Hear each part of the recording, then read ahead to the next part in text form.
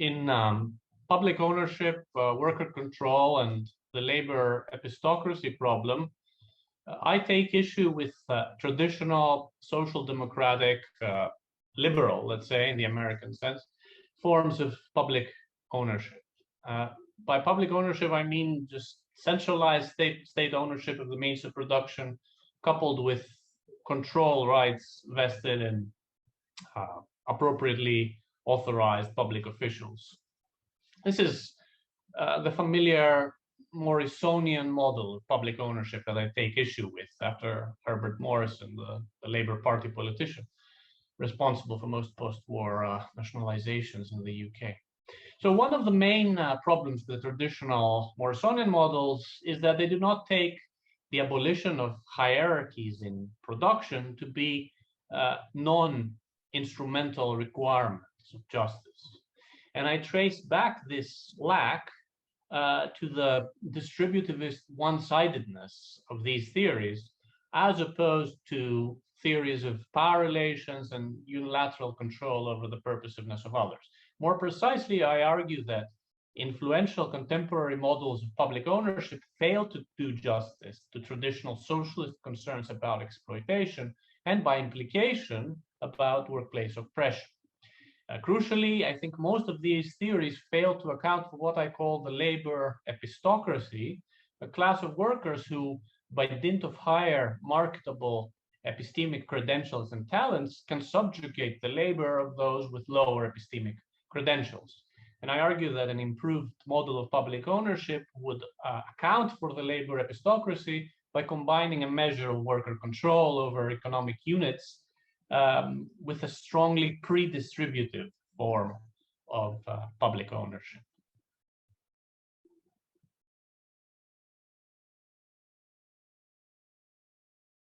One way to approach this question is to think in terms of a very influential recent reincarnation, theoretical reincarnation of the Morrisonian model of public ownership, which is due to John Romer, who defends a pure public ownership model, pure because it doesn't involve worker control, which gives every citizen an equal and tradable share in the beneficial ownership of the means of production.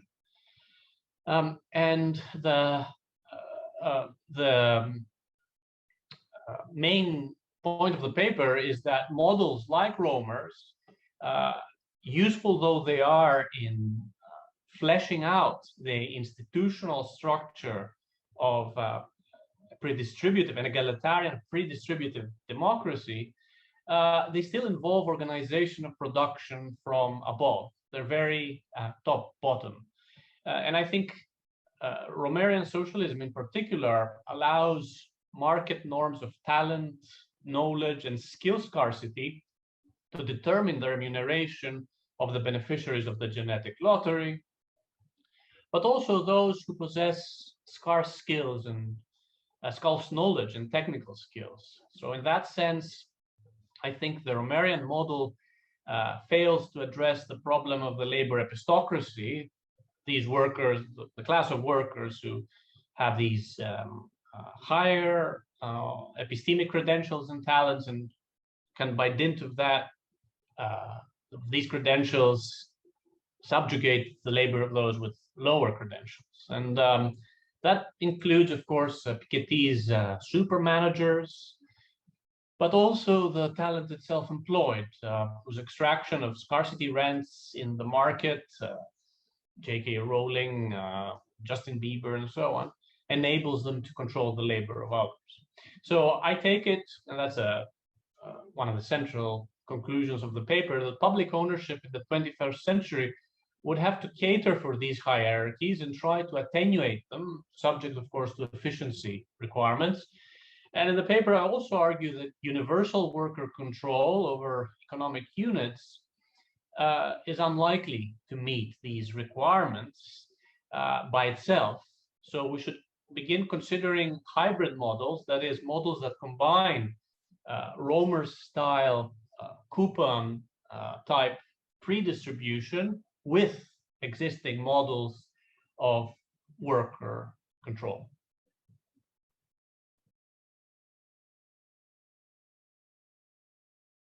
Well, suppose that the Morrisonian model, or its reincarnation in Romer's coupon socialism, is fully realized.